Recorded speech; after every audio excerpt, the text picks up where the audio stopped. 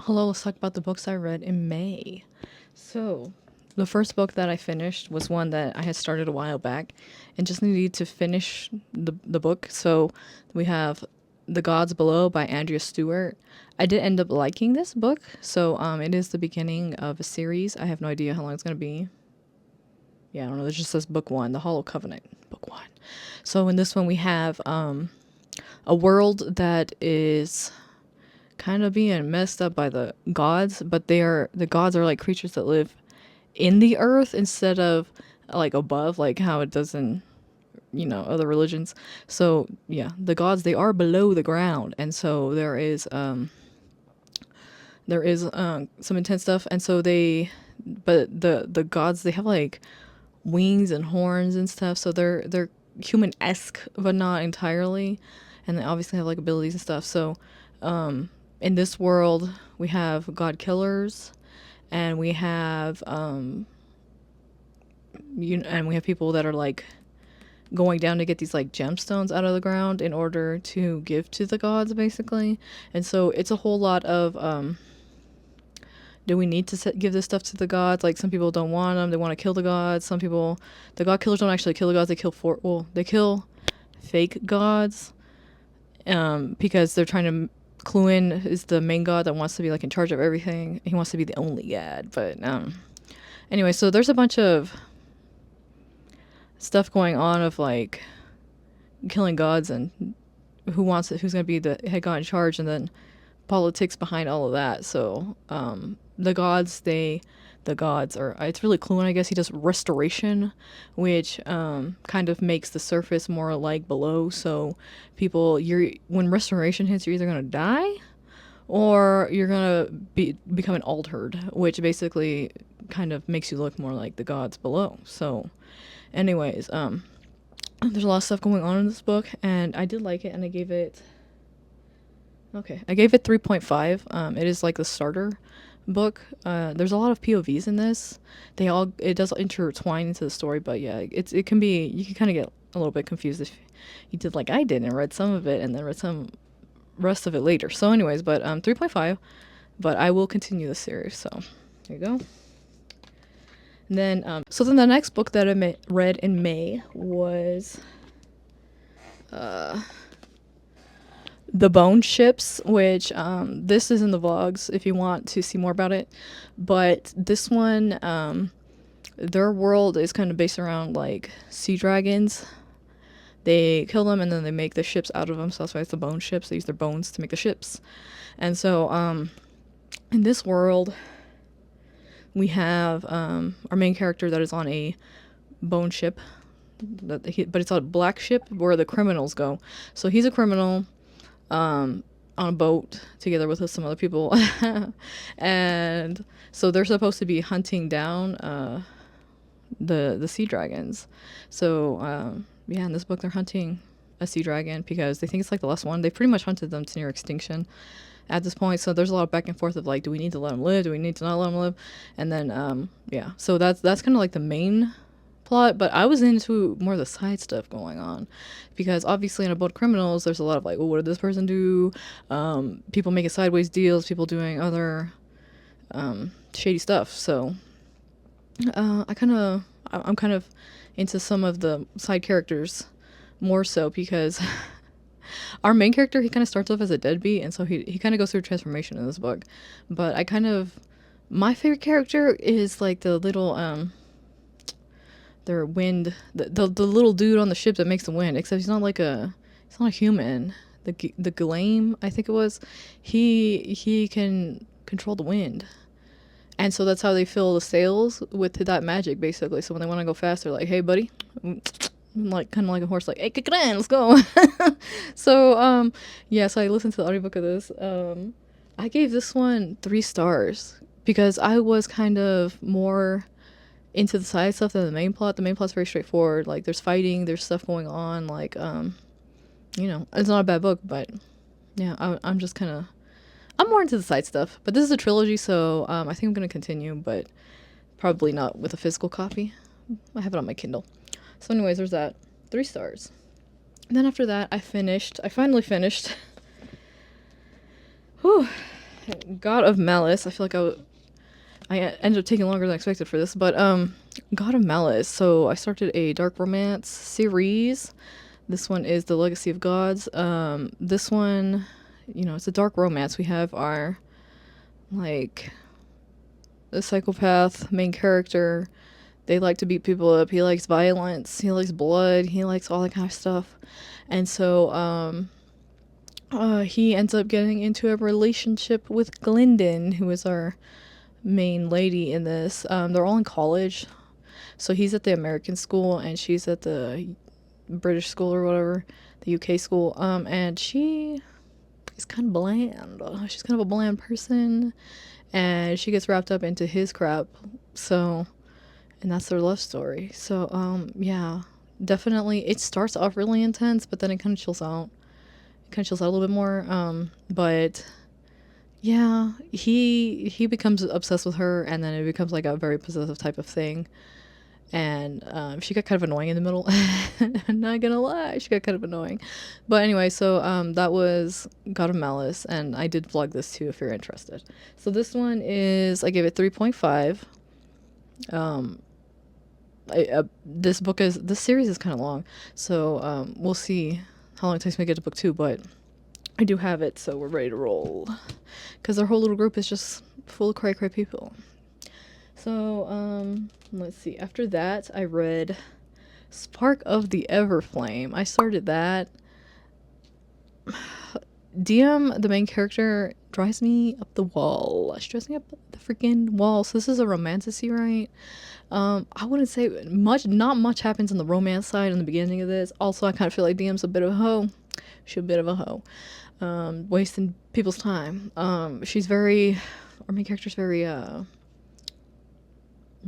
would you say? She's very full of herself, kind of, in a way. Like, she doesn't want to listen to anybody else. She doesn't take anybody else's opinion. She's just running headfirst into all kinds of stupid shit, even though everybody around her's trying to warn her all the time.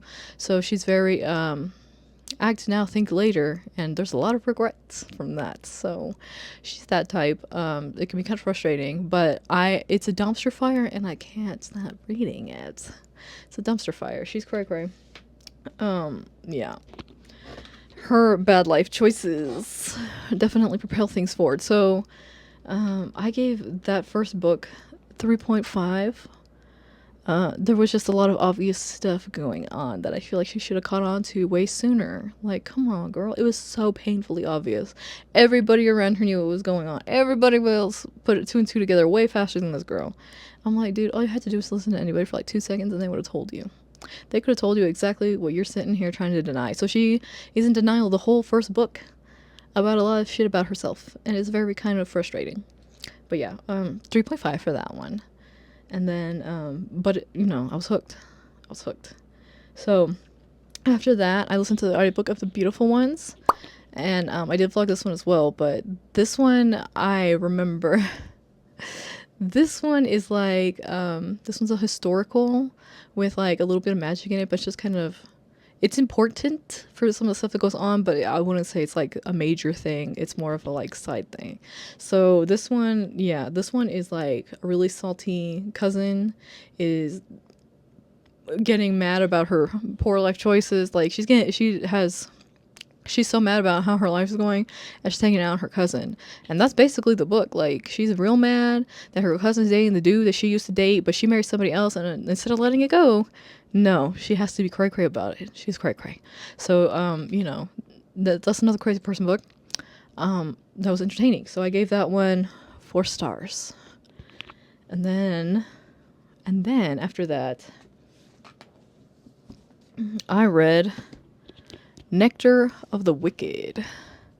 So, this one I did not vlog, but this one was like a really easy, fast read. The topics are kind of messed up. Like, obviously, this one deals with like the Fae, and they're like the tricky kind of Fae. So they're going to everybody's doing sideways, backwards stuff, pretending to be your friend, not being your friend. Like, and our main character's kind of naive. Like, she's not used to this, and so she's having to deal with all of that. So, she's a changeling though, so she got snatched out of her world and put with this lady who hated her. So that lady called her Flea. She doesn't have a real name, until later in the book. But yeah, her life is just sad. Her life is sad, and she's naive, but it's kind of not her fault. And so yeah, girl's just going through it. Girl is just going through like betrayal after betrayal after betrayal. So anyways, I think this is a duet. So I'm gonna try to find the second book to read, but yeah, it's kind of sad. It's kind of a sad book, but it is a fast read. Like the writing style is easy to get through. So this one I gave 3 stars. Yeah, it's just sad. It's just sad. So after that, I read Solo Leveling Volume 8. I turned that one into the library already, but yeah, I mean, what can I say? It's solo leveling. I think this one was after they already killed a bunch of ants and stuff, so you know, I mean, solo leveling, there's fighting. This dude is getting more and more powerful. Everybody's like, do we even need a whole team, or do we just need this guy? Because like he's so powerful now. So you know, it's a lot of fighting. It's a lot of fighting. That's what you sign up for with solo leveling. So anyways, that one I gave 4 stars. Another solid addition into the series. After that, back to the dumpster fire that I was reading. I also read Glow Up the Everflame. Binged through that one because I was just like, how can this girl still be this delusional? I thought we would have wrapped that shit up in the first book and moved on to different topics. But no, the delusion carries on into book 2. So girl is having a really rough time with her act now, don't think about nothing, no head empty, she don't want to think. So yeah, the dumpster fire continues into book 2. I mean, everything with her is a dumpster fire. She's cray cray. And so yeah.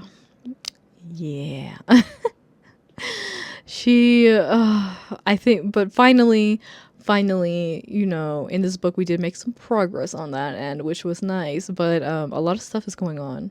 There's a lot of stuff going on. There's a lot of new characters to deal with, and you know, a lot of big life changes for her. So she's also going through it, but she's doing it in a more delusional way. So she's cray cray still. Girl's never not cray cray. But anyway, so that dumpster fire, that is book 2. I gave that one 4 stars. Yeah, it got better. So, you know, all the stuff going on in there is interesting. But she's cray cray. To never not cray cray. After that, the last book that I read was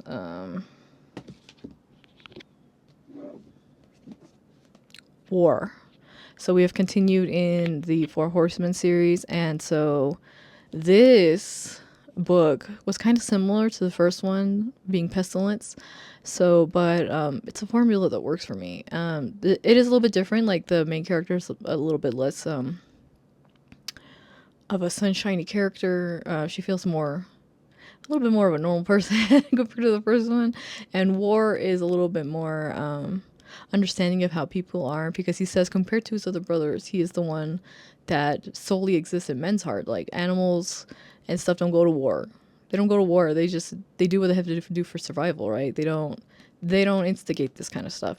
So anyways, War knows about humans a little bit more and how humans can be. And so yeah, so this was like another heart-wrenching edition, because man, this book, if I wasn't already like emotionally drained when I read this a little bit, I would have been crying again. Like these books make me cry because you know it's the apocalypse, and so obviously there's a lot of people dying everywhere. So